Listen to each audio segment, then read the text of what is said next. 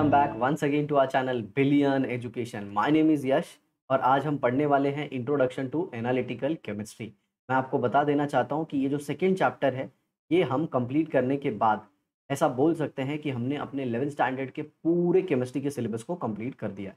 तो अब अपना 11th स्टैंडर्ड का पूरा प्रिपरेशन हमारे इस चैनल से कर सकते हैं और साथ ही साथ 12th का भी जो पूरा सिलेबस है नया 2020-21 वो भी ऑलमोस्ट कंप्लीट है। तो दोस्तों आप अपनी पूरे केमिस्ट्री को यहाँ से प्रिपेयर कर सकते हैं। अगर आप चैनल पे नए हैं तो सब्सक्राइब करना मत भूलिएगा और इसे मैक्सिमम अपने दोस्तों के साथ शेयर कीजिए ताकि हम महाराष्ट्र के हर एक कोने तक पहुंच सकें। तो चलिए दोस्तों स्टार्ट करते हैं इंट्रोडक्शन टू एनालिटिकल केमिस्ट्री। तो सबसे पहले मैं आपको बताना चाहूँगा कि what do you mean by analytical chemistry. Chemistry तो आप सबको पता है, स्टडी ऑफ केमिकल्स, जो भी आपने हमारा पहला चैप्टर तो देखा ही होगा। एनालिटिकल मतलब क्या? एनालिसिस करना। एनालिसिस करना। जैसे मान लीजिए मैंने आपको एक व्हाइट पाउडर दे दिया। ओके, क्या किया? एक व्हाइट पाउडर। ऐसे एक कंटेनर लिया और इस कंटेनर में मैंने आपको दे दिए कुछ व्हाइट सैंपल्स ऐसे और पूछा कि पता करो ये क्या है? क्या ये नमक है या फिर ये आटा है? ओके, तो आप क्या करोगे? इसका अलग-अलग, माफ़ी चाहूँगा हिंदी थोड़ी कमज़ोर है, तो ये आटा है। तब आप क्या करोगे? इसका अलग-अलग टेस्ट करोगे। आप देखोगे कि कहीं ये सॉल्ट जैसा तो नहीं लग रहा है, कहीं ये आटे जैसा तो नहीं। और एक चीज़ याद रखना, टेस्टिंग नहीं करना होता, टेस्ट नहीं लेना होता। समझ में आया? बहुत सारे ऐसे केमिकल कंपाउंड होता है जिनका आप टेस्ट नहीं ले सकते, जिनका आप ओडर नहीं ले सकते। ओडर मतलब ऐसे स्मेल, ठीक है? तो वो सब नहीं करना है आपको। केमिकल बोलते हैं ना एनालिसिस करना है। तो आप सिंपली क्या करोगे? वाटर में डिज़ोल्व करोगे और ये सब। तो जो एनालिसिस जो आप ट्राई कर रहे हो कि वो सब्सटेंस क्या है उसे ढूँढने का, उसी की केमिस्ट्री को हम बोलते हैं एनालिसिस केमिस्ट्री। जैसे चोरी हो जाती है तो एनालाइज़ करते हैं, कहाँ से चोर आया होगा? किधर से वो घर में आया होगा? उसने क्या-क्या चुराया होगा? ऑब्वियसली चुराया क्या होगा वो तो पता ही होगा। तो यही सब एनालिसिस है। चलिए देखते हैं।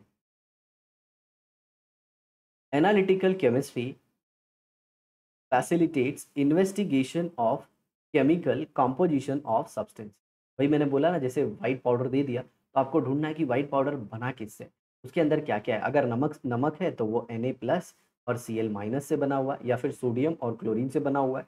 It uses the instrument and method to separate, identify and quantify the matter under study. मतलब अगर मिक्सचर है तो उसको अलग कर लोगे और ये तो हम लोग ने ऑलरेडी पढ़ा है सेपरेशन ऑफ मिक्सचर में। दूसरी चीज़ आइडेंटिफ़ाई करोगे कि सोडियम है कि क्लोरीन है और तीसरा क्वांटिफ़ाई करोगे कि जो सोडियम और क्लोरीन है वो कितना है।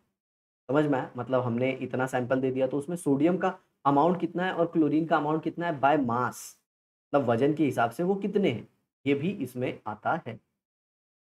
The analysis thus provides chemical और physical information about the sample। अब जैसे अगर वो NaCl हुआ तो पता चलता है कि वो तो अल्कली मेटल और हैलोजन से बना हुआ है। फिजिकल मतलब NaCl का melting point, boiling point high होता है, रूम टेम्परेचर पे वो सॉलिड स्टेट होता है। तो ये सारी चीज़ें हमें पता चल जाएँगी। एनालिसिस में बी क्वालिटेटिव और क्वांटिटेटिव। देखिए क्वालिटेटिव मतलब क्वालिटी और क्वांटिटेटिव मतलब नंबर। जैसे आप मॉल में जाते हो कपड़ा खरीदने, एक आपके फ्रेंड ने ढेर सारा कपड़ा खरीद लिया, मतलब वो क्वांटिटी में बिलीव करता है, मतलब ज़्यादा खरीदना। और आप गए तो आप एक-एक कपड़ा चुन-चुन के खरीद रहे हो। चुन-चुन के मतलब नहीं मैं यही शर्ट लूँगा, मैं ये शर्ट नहीं लूँगा, ये मेरा फेवरेट है, मैं यही लूँगा। ओके, तो आप बहुत स्पेसिफिक हो, आप क्वालिटी में बिलीव करते हो और वो जो है ये भी ले लो, वो भी ले लो, सब कुछ मेरा है। समझ में आया? एक क्वालिटी भी आपको बताएगा और क्वांटिटी भी बताएगा। मतलब अगर आपने एक सैंपल ले लिया तो ये उसमें बताएगा कि कोई पर्टिकुलर एलिमेंट कितना है, पहले कौन-सा एलिमेंट है, पहले तो कौन-सा एलिमेंट है ये बताएगा और फिर दूसरा वो एलिमेंट कितने अमाउंट में, ये भी आपको बताएगा। चलिए आगे देखते हैं। Quantitative analysis is concerned with detection of the presence or absence of element in a compound and mixture of the compound। ये तो मैंने आपको बता दिया। तो व्हाइट पाउडर दिया था, अब उसके अंदर आपको ढूँढना है, अगर वो कार्बोहाइड्रेट होता, मान लीजिए आटा होता तो उसके अंदर तो कार्बन होता, हाइड्रोजन होता, ऑक्सीजन होता, बट अगर ये सॉल्ट होगा तो उसके अंदर तो सोडियम और क्लोरीन होगा। तो ये हो गया elemental analysis। Quantitative analysis deals with the determination of the relative proportion of element in compounds and mixture compounds। Okay, तो क्वांटिटेटिव मतलब कितना अमाउंट है, मतलब जैसे NaCl अगर आप ले लेते हो तो ये जो पूरा NaCl का सैंपल दे दिया मैंने, जो भी 10 ग्राम, 20 ग्राम जो भी दे दिया, इसमें टोटल Na का मास कितना है और Cl का मास कितना है, तो ये आपको बताएगा क्वांटिटेटिव। पहले क्वालिटी से आपको क्या पता चला कि Na और Cl है, फिर क्वांटिटी से क्या पता चलेगा कितना Na और कितना Cl। आप मॉल का एग्जांपल ले सकते हो, जो कि मैंने आपको बताया क्वालिटी और क्वांटिटी को अच्छे से समझने के लिए।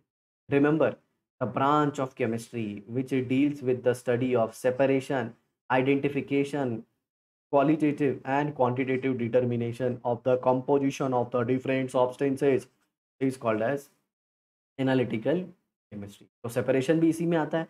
दूसरा आइडेंटिफिकेशन, पाउडर में क्या था, Na है कि कार्बन है, वो आइडेंटिफिकेशन आ गया। फिर क्वांटिटेटिव कितना है, फिर क्वालिटेटिव, ओके मतलब क्वालिटी कैसी है उसकी, वो सब कुछ एनालिसिस में आता है और इसीलिए चैप्टर का नाम क्या है, केमिस्ट्री। कौन सी, analytical. Okay, importance of analytical chemistry. Analytical chemistry का क्या इंपॉर्टेंस है? The course of analytical chemistry extends the knowledge required by the student in studying general inorganic and organic chemistry. मतलब इसका जो एप्लीकेशन है वो इनऑर्गेनिक और ऑर्गेनिक केमिस्ट्री में। इनऑर्गेनिक मतलब all the elements other than carbon, उनका पढ़ाई करना होता है। और ऑर्गेनिक मतलब कार्बन और उसके साथ हाइड्रोजन, ऑक्सीजन, नाइट्रोजन, फॉस्फोरस और सल्फर। आप ऐसे याद कर सकते हो। ऑर्गेनिक के लिए CONE, टोन्स, ये होते हैं ऑर्गेनिक में, और इनको छोड़ के इनऑर्गेनिक। हालांकि कुछ कार्बन के भी कंपाउंड है जो इनऑर्गेनिक में आते हैं, मतलब जिनका लिविंग ऑर्गेनिज्म से कुछ लेना देना नहीं है। भले वो लिविंग ऑर्गेनिज्म मर गए हों तो भी उनसे कुछ लेना देना नहीं।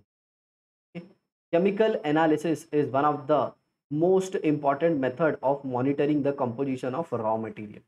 ओके, केमिकल एनालिसिस जो है ये एक बहुत ही इंपॉर्टेंट मेथड है कि रॉ मटेरियल का बारे में जानना। रॉ मटेरियल मतलब जैसे मैंने बताया था ना अभी स्टार्टिंग में ही, एक सैंपल ले लिया, वाइट सॉलिड या फिर सब्सटेंस, तो उसके अंदर जानना कौन सा एलिमेंट है और क्या है, ये सब कुछ केमिकल एनालिसिस में ही आता है। Okay, intermediates and finished product. Intermediate मतलब जो रिएक्शन के बीच में बनते हैं और एंड में दिखते नहीं है, और फिनिश्ड प्रोडक्ट मतलब जो फाइनल प्रोडक्ट है। And also the composition of air in street and premises of industrial plant. मतलब जैसे देखिए, अब जैसे आप जिस लोकेलिटी में रह रहे हो वहाँ पे एयर पोल्यूशन है या नहीं है, क्योंकि एयर में बहुत सारे पोल्यूटेंट होते हैं जैसे डस्ट पार्टिकल। डस्ट पार्टिकल अगर अगर आपके बगल में, अगर आपके अगल-बगल में कंस्ट्रक्शन वर्क हो रहा है तो आप देखोगे कि बेंचेस पे, कबर्ड पे, टीवी पे हर जगह डस्ट जमा होता है। और जो डस्ट है उससे हमको पता चल जाएगा कि यहाँ की एयर जो है वो प्योर नहीं है, मतलब वो हमारे हेल्थ के लिए हज़ार्डस है या डेंजरस है। अब मैं आपको बता दूँ, सिलिका से मतलब जो सिलिकॉन होता है उससे एक डिज़ीज़ भी होती है जिसको सिलिकोसिस कहते हैं। और अच्छी बात तो ये है कि हमारे नाकों में जो बाल होते हैं, अंदर देखा होगा आपने बाल, वो डस्ट पार्टिकल को अंदर जाने से रोकते हैं। तो देखिए उसका भी एक बेनिफिट है। तो कितना डस्ट पार्टिकल है, कौन से क्वालिटी का डस्ट पार्टिकल है, ये सब जानने के लिए एनालिटिकल केमिस्ट्री इम्पॉर्टेंट है दोस्तों। ठीक है, चलिए आगे देखते हैं। In agriculture chemical analysis is to determine the composition of soil. देखिए सॉइल का भी हम एनालिसिस करते हैं।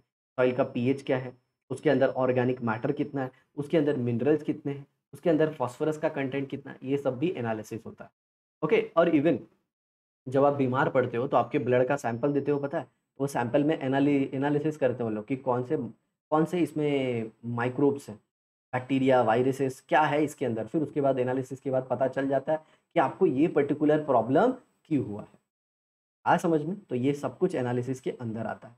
और एग्रीकल्चर में तो हम सॉइल के साथ फर्टिलाइज़र का भी एनालिसिस करते हैं। इन मेडिसिन, मेडिसिन मतलब वही दवाओं में, to determine the composition of medicinal preparation, analytical chemistry has application in forensic science. Forensic science मतलब अगर मान लीजिए, फॉरेंसिक मतलब वही जो क्रिमिनल वाला ब्रांच होता है ना, उसमें जैसे कोई मर्डर करके किसी का चला गया, तो जो मर्डर करने वाला है उसके क्या-क्या बोलते हैं ना ऐसे, के बारे में हम क्या-क्या इन्फॉर्मेशन ले सकते हैं। मान लीजिए जहाँ पे उसने मर्डर किया हो वहाँ पे अगर कुछ बाल गिर गया हो तो बाल का एलिमेंटल एनालिसिस करेंगे और उसमें से पता करेंगे कि उसके अंदर केराटिन नाम का प्रोटीन कितना है, और उस केराटिन के सैंपल को हम कैलकुलेट मतलब उस केराटिन के अमाउंट को हम कैलकुलेट कर लेंगे और फिर वो इंडिविजुअल का एक बाल तोड़ के उससे मैच करेंगे। अगर मैच हो गया तब तो कातिल वही है। ऐसे बहुत सारी चीज़ें हैं, जस्ट एक एग्ज़ाम्पल बता रहा हूँ, आप ऐसे मत सोचना। ऐसे तो ये भी हो सकता है कि घर वाले किसी मेंबर का बाल गिर गया हो, फिर बाद में उसके ऊपर भी डाउट आए, तो ऐसा तो हो ही सकता है। तो वही एनालिसिस। सर आपने केराटिन बोला बाल में, हाँ, बाल में होता है, एक it is a type of protein, समझ में आ रहा है? केराटिन है, मेलानिन है, ये सब। मेलानिन तो स्किन में मिलता है। ओके, इंजीनियरिंग में भी है, इंडस्ट्री में भी, सब जगह इसका एप्लीकेशन है। Industrial process as a whole, the production of new kind of material are closely associated with analytical chemistry. Analytical chemistry consist of classical wet chemical method and modern instrumental method. मतलब पुराने method भी use होते हैं analytical chemistry में। पुराने method मतलब जैसे कि अगर कोई सब्सटेंस के अंदर कार्बन डाइऑक्साइड है, तो आप उसके अंदर एसिड डालोगे तो CO2 रिलीज़ हो जाता है। ठीक है, तो ये ओल्ड मेथड है। वेट मेथड क्या है? गीला करो उसको, HCl के अंदर डाल के उसका फ्लेम टेस्ट करो, फ्लेम में क्या कलर आता है, वो वेट मेथड टाइप का हो गया। और मॉडर्न टेक्निक्स मतलब इंस्ट्रूमेंट यूज़ करते हैं, जैसे आप आगे चल के देखोगे काफ़ी भारी भरकम मशीन यूज़ किया जाता है, जिसे हम कहते हैं AAS, atomic absorption spectroscopy, atomic emission spectroscopy. फिलहाल तो आपके लिए इतने भयंकर इंस्ट्रूमेंट को जानने की ज़रूरत नहीं है, लेकिन मशीन्स होती हैं जिससे पता चल जाता है। जैसे आपको अगर मैं बताऊँ तो एक्स-रे निकालते वक़्त भी मशीन यूज़ होती है, आपको पता होगा। तो वैसे ही टाइप का कुछ, ठीक है? चलिए आगे देखते हैं। Analysis. Analysis is carried out on a small sample of the material to be tested. मतलब जो एनालिसिस करते हैं ना, वो छोटे से अमाउंट का करते हैं। मान लीजिए आपको पूरा एक बड़ा-सा बीकर भर के ऐसे दे दिया गया। ओके, तो आप इसमें से छोटा-सा सैंपल उठाओगे और इसके ऊपर अपना पूरा एनालिसिस करोगे। क्यों ऐसा? क्योंकि केमिकल भी थोड़े लगेंगे, ज़्यादा वेस्ट नहीं होगा। अब जैसे कोई कैप्सूल फैक्ट्री है, कैप्सूल फैक्ट्री, उसमें millions of billions of capsule निकल रहे हैं। तो क्या आप सारे कैप्सूल को टेस्ट करोगे? जी, ऐसा नहीं है। उसमें से हर आवर में एक टाइम डिसाइड कर लोगे और उसमें से 1-1, 2-2 कैप्सूल लेके उसका एनालिसिस करेंगे। ठीक है? आगे देखिए। And not the entire bulk. Bulk मतलब large amount. When the amount of a solid liquid sample is a few gram, the analysis is called semi micro analysis. मतलब जब आप बहुत कम अमाउंट लेके एनालिसिस करते हो, तो उसको बोलते हैं micro analysis, semi micro analysis. It is of 2 type, qualitative and quantitative. ये तो आप पहले ही जान चुके हो। वो मॉल का एग्ज़ाम्पल याद है, उससे आपको बहुत अच्छे से समझ में आएगा। क्वालिटी मतलब कैसा है, इसका क्वालिटी कैसा है, कितने दिन तक चलेगा ये, कपड़े की बात कर रहा हूँ। बाकी अगर कोई केमिकल सब्सटेंस है, तो उसके अंदर कौन से एलिमेंट हैं। और क्वांटिटेटिव की बात करते हो, तो वो एलिमेंट कितने अमाउंट, मतलब एलिमेंट का कितना परसेंटेज। मॉल में आपने क्वालिटी देखा, कपड़ा ब्रांडेड है कि नहीं है, ली कूपर है या फिर जो बोलते हैं ना अपना ब्रांड जैसे आता है, किलर की जीन्स है या नई जीन्स है, नॉर्मल कोई ऑर्डिनरी जीन्स है, तो वो क्वालिटी की बात आ गई। क्वांटिटी मतलब कोई भी जीन्स हो, अपन तो 10 लेगा बेटा, समझ में आ रहा है? वही हो गया। आगे देखिए। Classical qualitative analysis method include separation such as precipitation, extraction and distillation. Okay, तो ये सारे किसके अंदर आते हैं? क्वालिटेटिव। की क्वालिटी चेक करना है कि उसके अंदर क्या है, एलिमेंट कौन-सा है, तो उसके लिए प्रेसिपिटेट कराओगे। मतलब जो सॉलिड रहता है वो आ जाता है। एक्सट्रैक्शन, एक्सट्रैक्शन मतलब एलिमेंट को अलग करेंगे। डिस्टिलेशन मतलब क्या? उसमें से मॉइस्चर-वॉइस्चर कुछ रहेगा तो उसको निकाल देंगे। Identification may be based on difference in color, odor, melting point, boiling point and reactivity। मतलब अगर वो मिक्सचर हुआ तो उसे अलग करने के बाद हम उसका मेल्टिंग पॉइंट चेक करेंगे, बॉइलिंग पॉइंट चेक करेंगे, क्योंकि हमारे पास ऑलरेडी सबका मेल्टिंग पॉइंट, बॉइलिंग पॉइंट लिखा होता है। मतलब जैसे मान लीजिए मेरे पास 10 कोई कंपाउंड है, तो वो सबका मैंने melting point, boiling point already ढूँढ के रख लिया है।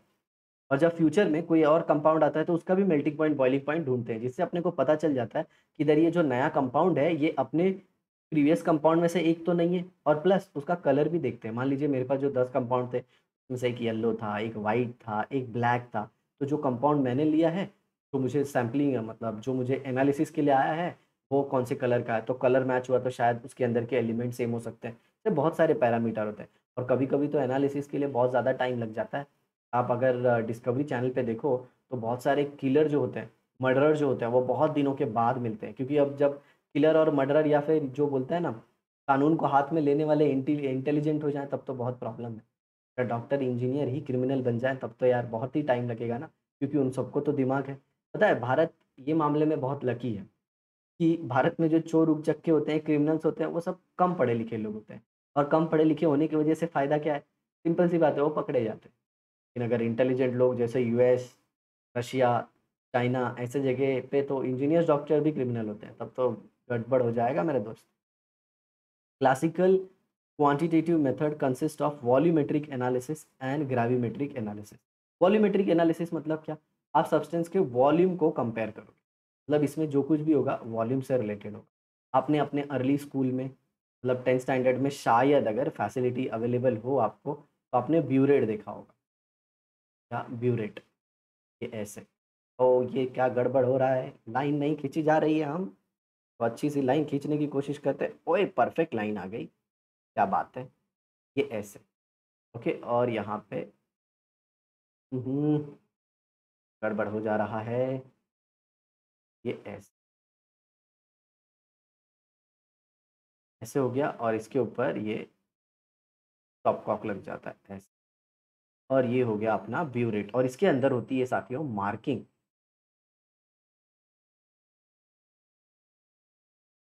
ये देख रहे हो, इसके अंदर ऐसे मार्किंग लिखी होती है।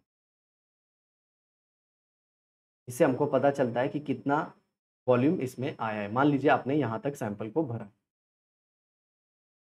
और फिर आप इसे ओपन करके ऐसे ड्रॉप बाय ड्रॉप गिरा रहे हो, तो कितना वॉल्यूम इसका यूज़ हुआ, तो ये सब कुछ आता है वॉल्यूमेट्रिक एनालिसिस में।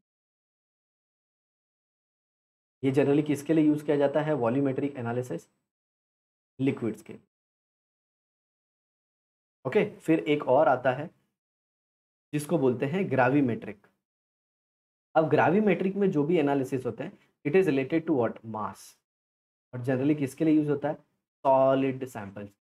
ओके, तो ये भी हो गया।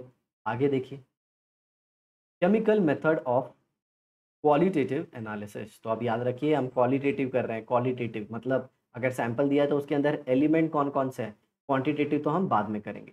Chemical analysis of a sample is carried out mainly in 2 stages. तो 2 स्टेजेस में करते हैं। By the dry method in which sample under test is not dissolve, and by the wet method in which the sample under test is dissolve. मतलब क्या है, 2 type के test होते हैं, एक ड्राई टेस्ट होता है और एक वेट टेस्ट होता है। थोड़ा-सा बोलते हैं बैड लक कह लो या फिर कोई भी कहो, समय की परिस्थिति, कि आप कॉलेज नहीं जा पा रहे हो, नहीं तो आप तो ये सब कुछ लाइव करते। टेस्ट ट्यूब में सैंपल लेते और उसको फ्लेम पे गरम करते। ओके, टेस्ट ट्यूब में सैंपल जो सॉलिड सैंपल है आपका, ओके, और उसको गरम करते, तो आप देखते हो उसके अंदर क्या चेंज हो रहा है, उसके अंदर से कौन-सी गैस आ रही है, तो उसको बोलते हैं ड्राई टेस्ट। और अगर उसको किसी लिक्विड में डाल के डिसॉल्व करके फिर टेस्ट करते हो, तो उसको बोलते हैं वेट टेस्ट। जैसे फ्लेम टेस्ट करते हैं, जो भी आपको सॉल्ट दिया रहता है उसको पहले एचसीएल में डाल देते हैं थोड़ा-सा ऐसे, बोलते हैं ना, वॉच ग्लास लेते हैं, उसके अंदर सॉल्ट डालते हैं, उसको मिक्स करते हैं और फिर फ्लेम के ऊपर गरम करते हैं। तो जो कलर आता है उसके बेसिस पे हम बोलते हैं कि इसका फ्लेम टेस्ट ये है। और वो कौन-सा टेस्ट आता है? वेट टेस्ट आता है। तो ड्राई टेस्ट मतलब हम लोग थोड़ा-सा भी जो अपना सैंपल है उसको गीला नहीं करेंगे। और वेट टेस्ट मतलब क्या? वेट टेस्ट मतलब जो भी अपना सैंपल होगा, जो भी अपना सैंपल होगा उसे हम किसी पर्टिकुलर सॉल्वेंट में डिसॉल्व करके फिर आगे का प्रोसेस करेंगे। ठीक है? चलिए आगे देखते हैं। And then analyse to determine its composition. Obviously उसके अंदर क्या है वो हम पता कर लेते हैं। Then dry method is usually used as a preliminary test in qualitative analysis. मतलब सबसे पहले हम ड्राई टेस्ट ही करते हैं और फिर उसके बाद अगर ज़रूरत पड़ी तो वेट टेस्ट करें। ठीक है? आगे देखिए, सेमी माइक्रो क्वालिटेटिव एनालिसिस अभी पढ़ाया था, क्या होता है सेमी माइक्रो क्वालिटेटिव एनालिसिस? जब हम सैंपल को स्मॉल अमाउंट में लेते हैं, स्मॉल अमाउंट, आया समझ में? Is carried out using apparatus such as test tube, beakers, evaporating dish, crucible, spot plate, watch glass, wire gauze, water bath, burner, blow pipe, pair of tongs and centrifuge. अब pair of tong मतलब क्या? एक बार हम लोग chemistry lab में experiment कर रहे थे, तो मेरा फ्रेंड जो है वो टीचर के सामने ही बोलता है, अरे पकड़ लेके आना बेटा, पकड़ लेके आना, ऐसा। समझ में आया? दूसरे फ्रेंड को ऑब्वियसली नो डाउट, मुझको ऐसे नहीं बोल रहा था, एक किसी थर्ड पर्सन को ऐसे बोल रहा था, ए भाई ए पकड़ लेके आना। तो मैडम ने सुन लिया और भड़क गई उसके ऊपर। बोलती है नॉनसेंस, दिस इज नॉट पकड़, this is called as Tong. Tong मतलब ऐसा ही होता है, आप ऐसे बोल सकते हो ऐसे, कि उसके आगे का ये ऐसा थोड़ा टेढ़ा होता है। आप केमिस्ट्री लैब में जाओगे तो देखोगे। समझ में आया? टोंग। सेंट्रीफ्यूज मतलब एक डिवाइस होती है ऐसे, ये बहुत फास्ट ऐसे क्लॉकवाइज डायरेक्शन में घूमती है। तो इसमें होता क्या है, जो भी सॉलिड मटेरियल रहता है ना वो नीचे बैठ जाता है। सेंट्रीफ्यूज के लिए मैं आपको एक सिंपल सा मेथड बताऊंगा, अपनी दादी करती है ना, मिल्क में से वो जो बटर है वो निकालने के लिए, वही सेंट्रीफ्यूज उसका ही बोलते हैं ना, साइंटिफिक वर्जन है, ऐसा है। बाकी तो वाटर बाथ आपको पता ही है। वाटर बाथ मतलब क्या? ऐसे एक ट्राइपॉड स्टैंड लिया है, के ऊपर सैंड लिया है, सैंड, और सैंड के ऊपर ऐसा टोप रख दिया है। टोप मतलब एक यूटेंसिल और उसके अंदर पानी भर दिया है, ऐसा। क्रूसिबल आप सबको पता होगा, क्रूसिबल ऐसा होता है। ऐसा क्रूसिबल। आप एक चीज़ कर सकते हैं, ये जितने भी नाम हैं, इनको गूगल कर लीजिए, आपको अच्छा खासा इनका बोलते हैं ना लेबोरेटरी वाला व्यू मिल जाएगा, जो रियल में आप फ्यूचर में जाके लैब में देखोगे। The qualitative analysis of organic and inorganic compound involves different types of test. मतलब जो क्वालिटेटिव एनालिसिस है ऑर्गेनिक एंड इनऑर्गेनिक कंपाउंड का, उसमें अलग-अलग टाइप के टेस्ट किए जाते हैं, ठीक है? कौन-कौन से हैं, वो देखेंगे अपन। अभी हम क्वालिटेटिव की ही बात कर रहे हैं। ओके, ऊपर देखिए आप, ये देखिए, यहाँ पे पहले हमने कौन-सा बात स्टार्ट किया है, क्वालिटेटिव। तो we are still continuing with qualitative only. The majority of organic compounds are composed of मतलब made up of relatively small number of elements. ये बहुत कम नंबर ऑफ एलिमेंट से बने होते हैं। ऑर्गेनिक का तो मैंने आपको बता ही दिया। ऑर्गेनिक जनरली किससे बने होते हैं? CHONPS, चोन्स। यही आपको मिलेगा मेजॉरिटी ऑफ द केसेस, इनके अलावा ज़्यादा कुछ मिलने वाला नहीं। ठीक है, आगे देखिए। ओए ये क्या हो गया? The most important ones are carbon, hydrogen, oxygen, nitrogen, sulphur, halogen and phosphorus. Okay, ये हो गया। देखिए मैंने बताया आपको, elementary qualitative analysis is concern with the detection of presence of these element. मतलब क्वालिटेटिव एनालिसिस मतलब क्या, हम वो सारे टेस्ट करेंगे जिससे हमको पता चल पाए कि इनके अंदर एलिमेंट्स कौन से हैं। ठीक है, the identification of an organic compound involves test such as detection of functional group. मतलब आपने 10th में पढ़ा था ना, फंक्शनल ग्रुप अल्डिहाइडिक है, या फिर अल्कोहल फंक्शनल ग्रुप है, या फिर कार्बोक्सिलिक फंक्शनल ग्रुप है। तो इनके फंक्शनल ग्रुप के लिए अपने पास स्पेसिफिक टेस्ट है।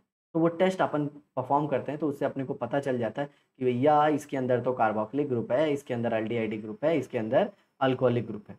अब जैसे अल्कोहल है, तो अल्कोहल के अंदर अगर आप सोडियम मेटल डालोगे तो ये हाइड्रोजन गैस रिलीज़ करता है। तो इससे पता चल जाता है कि ये अल्कोहल है। बट ये टेस्ट एसिड्स भी देते हैं, बट ये टेस्ट एल्डिहाइड नहीं देते। अब वो कैसे, ये सब आप आगे की केमिस्ट्री अपने 12th स्टैंडर्ड में डिटेल में पढ़ोगे। चलिए हम आगे का पार्ट देखते हैं। Determination of melting boiling point asset. Okay, फिर वो कंपाउंड का हम मेल्टिंग पॉइंट भी देखते हैं, बॉइलिंग पॉइंट भी देखते हैं। मेल्टिंग पॉइंट क्या है? The temperature at which solid melt. अगर वो सॉलिड है तो मेल्ट हो जाएगा। और बॉइलिंग पॉइंट किसके लिए यूज़ करते हैं? जनरली लिक्विड के लिए। The temperature at which liquid, जब जो लिक्विड होगा उसके अंदर से बबल्स आने लगेंगे। ऐसे डेफिनेशन देखने जाओगे तो बॉइलिंग पॉइंट का डेफिनेशन कुछ एंटीक है, शायद आपको ना समझ में आए। जैसे कि the temperature at which vapour pressure of a liquid becomes equal to atmospheric pressure. अरे सर क्या गजब ढा रहे हो, ये क्या बोल दिए? जी हाँ, वही है।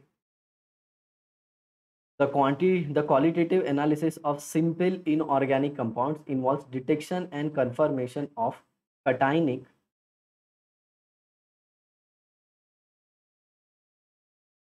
And anionic species. मतलब अगर कोई इनऑर्गेनिक कंपाउंड है, कौन सा? इनऑर्गेनिक। तो इनऑर्गेनिक में हम क्या करते हैं, हम देखते हैं कि उसके अंदर कटाइनिक पार्ट कौन सा है और एनाइनिक पार्ट कौन सा है। मान लीजिए कैल्शियम कार्बोनेट का आप क्वालिटेटिव एनालिसिस कर रहे हो, तो इसमें कटाइनिक पार्ट Ca+2 है और एनाइनिक पार्ट CO3-2। तो बेसिक रेडिकल और एसिडिक रेडिकल। हाँ समझ में? मतलब अगर वो सॉल्ट है तो उसके अंदर एक बेसिक रेडिकल होगा और एक एसिडिक रेडिकल होगा। जैसे ये देखिए, अब मैं सॉल्ट ले लेता हूँ, ये CO3, ये CO3, तो ये किससे बना होगा? ये बना होगा CaOH ट्वाइस और ये बना होगा H2CO3। तो ये जो CO3 2 माइनस है, ये एसिड से आया है, तो इसे एसिड रेडिकल कहेंगे। और ये जो Ca है, ये बेस से आया है, तो इसे बेसिक रेडिकल कहेंगे। तो कटायन हो गया बेसिक रेडिकल और अनायन हो गया एसिडिक रेडिकल। आया समझ में बबुआ? ऐसे ही होता है। Next concept, chemical method of quantitative analysis. अब क्वांटिटेटिव एनालिसिस के केमिकल मेथड कौन से? ओके, अभी हमने क्वालिटेटिव पढ़ा था, अब क्या पढ़ेंगे? क्वांटिटेटिव। आई होप आपको समझ में आ रहा होगा। क्वांटिटेटिव मतलब अब अमाउंट पता करेंगे। हमने ये पता कर लिया है कि हमारे सब्सटेंस में जो सैंपल हमको मिला उसमें एलिमेंट कौन-कौन से हैं। अब हम उनमें चेक करेंगे कि वो एलिमेंट का अमाउंट कितना है, उसका परसेंटेज कितना है। समझ में आ रहा है? चलिए और एक एग्जांपल से आपको एक्सप्लेन कर देता हूँ। मान लीजिए आपके पास कैल्शियम कार्बोनेट, CaCO3, आपने पता कर लिया कि आपका सैंपल कैल्शियम कार्बोनेट है।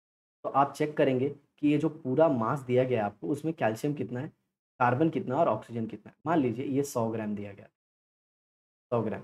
तो मुझे कैल्शियम कार्बोनेट का मॉलिक्यूलर वेट पता होना चाहिए। कैल्शियम 40 है, कार्बन 12 है, ऑक्सीजन 16 इंटू 3 है। सर कैल्शियम 40 कैसे? एटॉमिक वेट है रे बाबा, एटॉमिक वेट नहीं याद है? पीरियोडिक टेबल देख लो। एटॉमिक नंबर नहीं, atomic weight. Atomic number calcium का डीसी होता है, लेकिन अपन एटॉमिक वेट की बात कर रहे हैं। और ये कार्बन है, कार्बन का एटॉमिक वेट कितना होता है 12, नंबर उसका 6 होता है। जो ऑक्सीजन क्या एटॉमिक वेट, ऑक्सीजन का एटॉमिक वेट 16 और इंटू 3 क्यों किया, क्योंकि यहाँ पे CaCO3 है। सर अच्छे से लिखो ना, ओके ठीक है, CaCO3। तो ये क्या हो गया 40 + 12 + 16 इंटू 3। ओके, तो ये हो गया 48 + 12 कितना हो गया, 48 + 12 60 एंड 40 100। चलो अच्छी बात है, ये 100 ग्राम भी लिया और ये 100% भी है। तो अब इसमें कैल्शियम का मास पता करो, mass of calcium upon upon molecular mass of CaCO3। तो कैल्शियम का मास कितना है 40, CaCO3 का मास कितना है 100 इंटू 100, सिंपल 40% आ गया। मतलब 100 ग्राम में 40% होता है। तो अगर किसी ने 200 ग्राम दे दिया तो उसमें कितना ग्राम होगा 80 ग्राम। समझ में आया। और किसी ने 300 ग्राम कैल्शियम कार्बोनेट दिया तो उसमें 120 ग्राम कैल्शियम हो। समझे। तो इसी को कहते हैं हम लोग क्वालिटेटिव एनालिसिस, या फिर ऐसे लिख ही देता हूँ क्वांटिटेटिव एनालिसिस। समझ में, पहले आपने एलिमेंट पता किया और फिर बाद में उसका वेट पता कर दिया या फिर परसेंटेज पता किया। आगे देखते हैं। Quantitative analysis of organic compounds involves methods such as first determination of percentage constituent element। देखिए अभी मैंने कैल्शियम का परसेंट पता कर लिया, पहला वाला आपको बता दिया। Second, concentration of a known compound in the given sample। Okay, मतलब जो सैंपल है उसमें अगर एक से ज़्यादा कंपाउंड है तो उसमें पर्टिकुलर का कॉन्सेंट्रेशन क्या है वो पता करा। ठीक है, ये थोड़ा सा आप सीखोगे ये चैप्टर के एंड में। ठीक है, concentration of a known compound in given sample. जैसे कि मान लीजिए आपको एसिडिक सोल्यूशन, एसिडिक सैंपल दिया है, तो एसिडिक सैंपल में उसका कॉन्सेंट्रेशन कितना है, 1 मोलर है कि 2 मोलर है कि 3 मोलर है। सर ये मोलर क्या है, वही कॉन्सेंट्रेटेड है कि डाइल्यूट है। ये मोलर जो है ये कॉन्सेंट्रेशन को रिप्रेजेंट करने की टेक्निक है। जैसे आप वेट को प्रेजेंट करते हो ना, यूनिट यूनिट वेट की क्या होती है, ग्राम किलोग्राम ऐसे रिप्रेजेंट करते हो, वैसे कॉन्सेंट्रेशन को हम मोलारिटी नॉर्मेलिटी ये सब से रिप्रेजेंट करते हैं। ये सब आप आगे पढ़ोगे। ठीक है, चलिए देखते हैं दोस्तों। Quantitative analysis of simple organic compound involves method based on first decomposition reaction, वही ग्राविमेट्रिक आ गया, और दूसरा the progress of reaction between two solution till the completion etcetera. वही मैंने जो ब्यूरेट वाला बताया था ना, वही आता है टाइट्रामेट्रिक या फिर वॉल्यूमेट्रिक एनालिसिस। ग्राविमेट्रिक मतलब सॉलिड के लिए यूज होगा और वॉल्यूमेट्रिक किसके लिए होगा, लिक्विड के लिए। तो देखिए यहाँ पे the quantitative analytical method involve measurement of quantities such as mass volume by means of some equipment apparatus such as weighing machine burette. मैंने आपको ब्यूरेट तो दिखाई दिया, स्टार्टिंग में मार्किंग होता है पता है, ग्लास का apparatus। ठीक है दोस्तों, चलिए तो अब अपना लास्ट पार्ट पढ़ते हैं अपन आज के एपिसोड का, that is mathematical operation and error analysis. अब जरा देखिए, हम जब कोई भी केमिस्ट्री लैब में एक्सपेरिमेंट कर रहे होते हैं तो इंस्ट्रूमेंट यूज़ करेंगे, और इंस्ट्रूमेंट यूज़ करेंगे तो उसमें एरर हो जाता है। जैसे कि आप अगर वेइंग मशीन पे एक सब्सटेंस का वेट ले रहे हो, तो वो आ गया 2.323 ग्राम। ओके, और आपको इसका मास रिपोर्ट करना है, तो आपने कितना रिपोर्ट कर दिया 2.3 ग्राम। तो देखिए ना, आपने 0.023 का एरर दिखा दिया इसमें। समझ में आया। तो जब भी हम लैब में काम करते हैं तो इंस्ट्रूमेंट यूज़ करते हैं, तो इंस्ट्रूमेंट में चांसेस है कि एरर आ जाए। वो एरर दो टाइप के हो सकते हैं, डिपेंड ऑन पर्सनल लेवल। जैसे कि इसका वैल्यू तो इंस्ट्रूमेंट इतना बता रहा था लेकिन मैंने लिख दिया इतना, तो ये पर्सनल एरर में आ जाता है। आया समझ में। और कभी कभी क्या होता है, इंस्ट्रूमेंट में ही प्रॉब्लम होता है, कभी कभी इंस्ट्रूमेंट में ही प्रॉब्लम होता है तो उसे हम इंस्ट्रूमेंटल कहते हैं। हालांकि ये जो पर्सनल एरर है, इंस्ट्रूमेंटल एरर है, ये सब आप फिजिक्स में भी पढ़ने वाले हो। ठीक है, तो जितना केमिस्ट्री में हम पहले वो कवर कर लेते हैं। तो चलिए दोस्तों, the accuracy of measurement is of great concern in analytical chemistry. तो क्या होता है एक्यूरेसी, मतलब आपका जो वैल्यू है, ओके, वो कितना नज़दीक आता है, कितना एक्यूरेट आता है, कितना एक्यूरेट आता है। मान लीजिए कोई मैथमेटिकल कैलकुलेशन कर रहे हो और आपको जो वैल्यू है वो 10 है, मतलब इसका जो एग्जैक्ट आंसर है वो 10 है, और आपका आया 9.9 और एक जन का आया 9.7, तो मैं क्या बोलूँगा, ये 9.9 वाला ज़्यादा एक्यूरेट। आया समझ में? तो एक्यूरेसी बहुत मैटर करती है। ओके, यहाँ पे देखिए ये 2.323 था, कितना बताया 2.3, बट ज़्यादा एक्यूरेट क्या है? अगर किसी बच्चे ने 2.32 लिख दिया तो वो इससे ज़्यादा एक्यूरेट हुआ। आया समझ में? यही है एक्यूरेसी, या फिर इन शॉर्ट बताऊँ तो आप एक्चुअल वैल्यू के कितने नज़दीक हो, that is called as accuracy. और आगे चल के आप एक और टर्म पढ़ोगे कॉल्ड एज़ प्रिसिजन, तो वो मैं बताऊँगा तभी, ठीक है? देखते हैं। Also there can be intrinsic error in the analytical measurements. Intrinsic मतलब अंदर, छुपा हुआ, इनहेरेंट उसी को अपन कहते हैं इंट्रिंसिक एरर। समझे? जैसे आपने जो 2 वैल्यू बताई थी, उसमें जो करेक्ट वैल्यू थी वो कुछ और थी और उसके अंदर एरर है और वो एरर छुपा हुआ है। क्योंकि आप जब किसी को वैल्यू बता रहे हो तो उसको थोड़ी पता है कि एक्चुअल में इसका वेट कितना था। अरे भैया, जब आपने स्टार्टिंग में मशीन पे वेट लिया था तो उसका वेट इतना था, लेकिन आपने पेपर पे वैल्यू कितना रखा? इतना रखा, तो इसके अंदर एरर दे दिया ना इतने का, और ये एरर आपने सामने वाले को बताया क्या? नहीं, मतलब जिसको ये वैल्यू रिपोर्ट कर रहे हैं। मान लो आप स्टूडेंट हो और स्टूडेंट ने ये वैल्यू मशीन पे देखी बट उसने लिखा और एग्ज़ामिनर को बताया ये वैल्यू जाके एग्ज़ामिनर को बता दिया यही वाला। बट इसमें तो एरर है ना इतने का और वो इन्हेरेंट है, इन्हेरेंट है। इन्हेरेंट मतलब अंदर इसके छुपा हुआ है। बेचारे एग्ज़ामिनर को कैसे पता चलेगा? उसने थोड़ी मशीन पे देखा था। इसीलिए ऐसे छुपे हुए एरर को हम लोग बोलते हैं intrinsic error. The numerical data obtained experimentally are treated mathematically to reach some quantitative conclusion. समझ में आया? तो जो वैल्यू अपने को मिलती है, ओके, उसको अपन कंक्लूड करते हैं। कंक्लूड करते हैं मतलब चलो भाई ये वैल्यू आ रही है ना 2.323 आ रही है ना, तो अपन इसको अप्रॉक्सिमेटली 2.32 ही लेंगे। ओके, 2 डिजिट तक ही लेंगे। आया समझ में? तो ये सब लोग फिर ये मानने चाहिए। तो इसको अपन ने कंक्लूड कर दिया कि हम 2 डेसिमल तक की ही वैल्यू को कंसीडर करेंगे। अब इसमें मैटर करता है कि ये डिजिट कौन-सी है। ओके, आपको पता होगा अगर 5 है या फिर 5 से ज़्यादा है, तो कुछ अलग कैलकुलेशन आते हैं। जी, आप एकदम सही सोच रहे हो। Therefore, an analytical chemist has to know how to report the quantitative analytical data। मतलब जो एनालिटिकल केमिस्ट्री का पढ़ाई कर रहे हैं उनको ये सब आता है। देखिए केमिस्ट्री के ना 4 ब्रांचेज़ हैं, ऑर्गेनिक, इनऑर्गेनिक, फिज़िकल और एनालिटिकल। तो एनालिटिकल में ये सारे होते हैं, मतलब इंस्ट्रूमेंट की पढ़ाई और सब कुछ एनालिटिकल में होता है। Indicating the extent of accuracy of measurement, मतलब आपके मेजरमेंट में कितना एक्यूरेसी है, वो कितना जो ट्रू वैल्यू है उसके नज़दीक है। Perform the mathematical operation and properly express the quantitative error in the result. समझ में आया? मतलब अपनी जो एनालिटिकल केमिस्ट्री है, उसको पढ़ाई करने वाले जो केमिस्ट होते हैं, एनालिटिकल केमिस्ट, उनको सब कुछ पता होता है कि एरर को कैसे रिप्रेज़ेंट करना है प्रॉपरली या फिर एरर को कैसे मिनिमाइज़ करना है। ठीक है? अगर एरर आ रहा है तो उसको कैसे मिनिमाइज़ करना है, कोई न्यूमेरिकल वैल्यू आ रही है तो उसको कितने डिजिट तक फॉलो करना है, ये सब आइडिया होना चाहिए।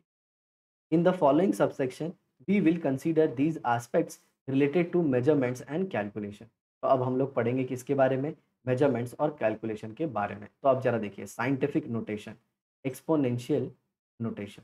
ओके, एक्सपोनेंशियल नोटेशन मतलब जो 10 के पावर में आए। 10 के पावर में मान लीजिए कोई आपने सब्सटेंस लिया जिसका मास जो है वो 1000 किलोग्राम, 1000 किलोग्राम है, तो आप इसको कैसे लिखोगे? 10 टू द पावर 3 किलोग्राम। तो ये जो पावर 3 लिखा है ना, इसको एक्सपोनेंट बोलते हैं, power. A chemist has to deal with number of large, ये देखिए, अरे बड़ा उड़ी पापा, इतना बड़ा नंबर हो गए लो बात से ये, कैसा लिखबो? अब देखो 1, 2, 3, 4, 5, 6, 7, 8, 9, 10, 11, 12, 13, 14, 15, 16, 17, 18, 19, 20, 21, 22, 23, 24 डिजिट हो गई रे बाबा। इतना बड़ा नंबर और इतने एटम होते हैं कितने में? सिर्फ 2 ग्राम हाइड्रोजन में। सोच लो 2 ग्राम हाइड्रोजन में કેટલો नंबर 6, 2 ग्राम हाइड्रोजन में कितना ज़्यादा हाइड्रोजन का एटम आ जाता है रे बाबा, मतलब थोड़ा भी इधर-उधर किया तो गड़बड़ हो सकता है। तो इसीलिए इतने बड़े नंबर को लिखने के लिए हम एक्स्पोनेंशियल मेथड का यूज़ करते हैं, मतलब 10 की पावर में लिखते हैं। और एज़ स्मॉल एज़ मतलब इतना स्मॉल, ये हाइड्रोजन के एक एटम का मास है। तो देखो ये जो पहला दिया था ना 6.022 ऐसा, ये इसको एवोगाड्रो नंबर भी बोलते हैं। ये अपने को नंबर ऑफ एटम बता रहा है और ये जो लिखा गया ना ग्राम में, ये एक हाइड्रोजन एटम का मास है। मतलब आप सोच सकते हो क्या गजब की चीज़ है, कितना हल्का होता है हाइड्रोजन एटम। जी हाँ, इसीलिए चांसेस होते हैं कि एरर आ जाएँगे और उस एरर को नेग्लिफाई करने के लिए हम एक्सपोनेंशियल पावर को यूज़ करते हैं। ठीक है? कैसे यूज़ करते हैं वो आगे देखेंगे। That is mass of an hydrogen atom to avoid the writing of so many zeros. अब इतना सारा ज़ीरो लिखने के लिए तो टाइम नहीं है, टाइम भी खराब होगा, एरर भी आ सकता है। एक आध गलती से ज़ीरो भूल गए तो। तो इसको अवॉइड करने के लिए हम लोग क्या करेंगे? साइंटिफिक नोटेशंस को यूज़ करेंगे। उसका एक तरीका होता है, that is exponential notations are used. Exponential notation मतलब 10 की पावर में लिख देंगे ज़ीरो को। Here any number can be expressed in the form of n into 10 to the power n। Okay, तो ये n एक नंबर होगा और 10 का पावर n ले लेंगे।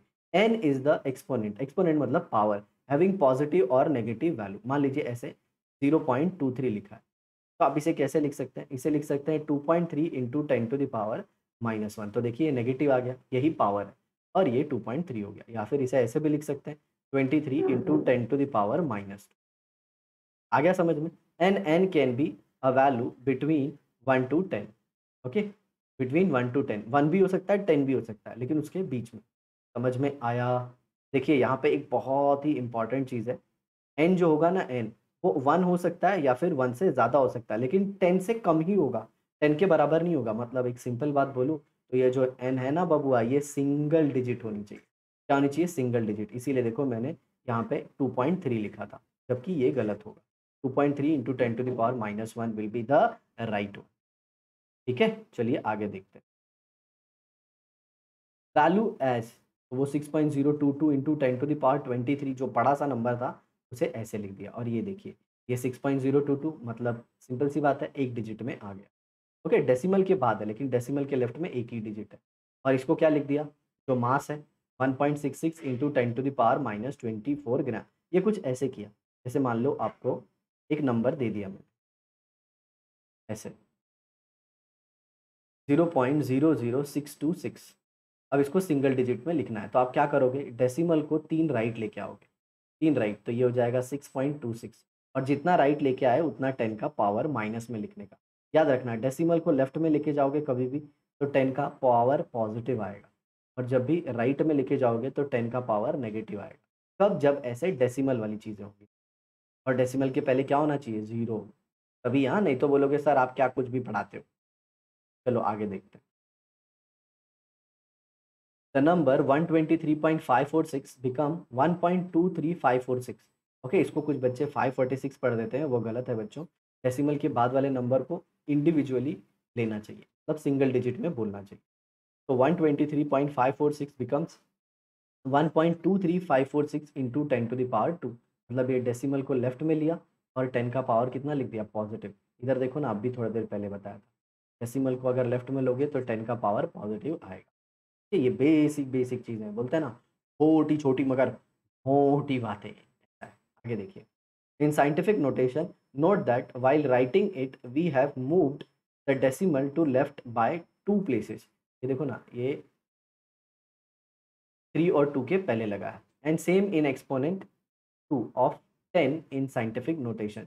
सिमिलरली 0.000 या फिर 0.0015 can be written as 1.5 into 10 to the power -1। तो ये डेसिमल को कितना राइट लेके गए? 4। तो 10 का पावर कितना आ गया? -4। आया समझ में? अब देखिए यहाँ पे कुछ प्रॉब्लम दिए हैं। अरे बाबा प्रॉब्लम दिया रे, चलो प्रॉब्लम सॉल्व करते रे बाबा। Problem 2.1 for adding 5.55 into 10 to the power 4 and 10 to the power 3 6.95 first the exponent is made equal. मतलब ये पावर इक्वल करना होगा आपने। क्या करना होगा? पावर को इक्वल करना होगा। तो पावर को इक्वल करने के लिए क्या करो? इसके डेसिमल को लेफ्ट में ले लो, तो ये हो जाएगा 10 टू द पावर 4। ये देखो, अब ये तो जोड़ना घटाना आपने स्कूल में ही सीखा है। ये देखो जोड़ दिया, क्योंकि ये कॉमन हो जाएगा, दोनों में क्या हो जाएगा? कॉमन, तो इसको बाहर ले लेंगे और जोड़ देंगे, तो ये आंसर हो जाएगा। इतना ईज़ी टीज़ी ना? हाँ, ये बेसिक चीज़ें आपको याद रखनी है। The subtraction of 2 numbers can be done as shown below. अब यहाँ पे देखिए 10 का पावर -2 है, यहाँ पे 10 का पावर -3। ठीक है? तो आपको क्या करना होगा? दोनों को 10 का पावर -2 करना होगा, तो इसमें एक डेसिमल लेफ्ट में ले। सर इसमें मैं ले लेता लेफ्ट में तो अरे ये तो फिर 10 टू द पावर -3 हो जाता और छोटा हो जाता। तो बड़े नंबर को छोटा करना ज़्यादा अच्छा है। ये बड़ा है 5.8, तो इसको छोटा किया मैंने, तो 0.58 किया। अब ज़रा देखो 3.5 में से 0.58 को ईज़िली माइनस करो और ये कॉमन ले लो। बराबर ना? अरे ऐसे लेते थे ना, A into B minus C into B, तो क्या कर सकते हो, A minus C into B लिख सकते हैं ना यार, बी दोनों में कॉमन है ना प्यारे बच्चों। हाँ, आप बिलियन एजुकेशन के स्टूडेंट हो, समझ रहे हो ना, इस चैनल को फॉलो कर रहे हो, तो ऐसे छोटी छोटी गलतियां मत करना। ये देखो, ये आ जाएगा 2.92, समझ में आ गया। ये कितना हो जाएगा 5, और यहाँ पे 0 होगा, ये इसे ऐसे ले लेना 3.50, तो 10 में से 8 गया तो 2। ओके, और ये कितना हो जाएगा 4, 14 माइनस 5 विल बी 9। ठीक, यहाँ पे देखो ऐसे, here the decimal has to be moved 4 places to the right, and minus 4 is the exponent in the scientific notation. Now let us perform mathematical operation on numbers expressed in scientific notation. Okay, अब इधर देखो, ये 10 to the power 5 है, ये 10 to the power 8 है, और ये 5.6, और ये मल्टीप्लिकेशन है, तब तो सिंपल 5.6 इंटू 6.9, और 10 का जो पावर है उसको ऐड कर देना 8 प्लस 5। समझ में आया। व्हेन बेसेस आर सेम, जैसे m रेज टू x है into m raise to y है, तो जब बेस सेम होते हैं तो उनके पावर ऐड हो जाते हैं, ये आप याद रखना। When bases are same power are added. तो इसका देखिए, यहाँ पे देखिए, इसका बेस क्या है, इसका बेस 10 है और पावर 5 है, और इसका बेस भी 10 है, पावर 8 है। तो जब बेसेस सेम रहेंगे तो पावर को हम लोग क्या कर देंगे, ऐड कर देंगे। आया समझ में। चलिए नेक्स्ट देखते हैं। प्रॉब्लम 2.4, 9.8 इंटू 10 to the power -2 into 10 to the power -6। तो अब जरा देखिए, यहाँ पे पावर अब देख रहे हैं एंटी के, लेकिन बेस अभी भी सेम है, तो आप क्या करो, 9.8 और 2.5 को मल्टीप्लाई करो। ओके, और फिर 10 to the power -2 into 10 to the power -6 कर दो, क्योंकि बेसेस सेम है तो पावर क्या हो जाएंगे, ऐड हो जाएंगे। तो ये देखिए 10 टू द पावर -8 आ जाए। ओके, और फिर इसको हम लोग कैसे, पता है ना, याद है ना, एन के फॉर्म में कन्वर्ट करना है, और एन क्या होता है, 1 के बराबर या फिर 1 से बड़ा लेकिन 10 से छोटा, ये मत भूलिएगा प्यारे बच्चों, समझे। तो इसको एक डिजिट में ला दिया। ठीक है, आगे देखिए एडिशन एंड सब्ट्रैक्शन। तो एडिशन एंड सब्ट्रैक्शन के लिए आपको सेम वही तरीका फॉलो करना होगा। 10 का जो भी पावर होगा उसको इक्वल करना होगा, समझ में आ रहा है। To perform addition operation first the number are written in such a way that they have the same exponent, वही 10 का पावर सेम है, ऊपर आपने सीख लिया है सब। ओके, और मल्टीप्लिकेशन में क्या करना होगा, the rule for the multiplication of the exponential number can be well explain from the solve example 2.3, 2.4, मतलब ऊपर जो देखा वही। इसमें क्या होना चाहिए, जो बेस है वो सेम होना चाहिए। ठीक है, मान लीजिए 10 टू द पावर -4 है और एक में 10 टू द पावर 7 है, तो बेस सेम है, आप सिंपल ऐड कर दीजिए 10 टू द पावर -4 प्लस 7, क्योंकि यहाँ पे 7 का पॉजिटिव साइन है, तो आपको क्या मिल जाएगा, 10 टू द पावर +3। ऐसा इजी टीजी है ना। तो अगले एपिसोड में दोस्तों हम डिस्कस करेंगे इसका next part, that is precision and accuracy of measurement.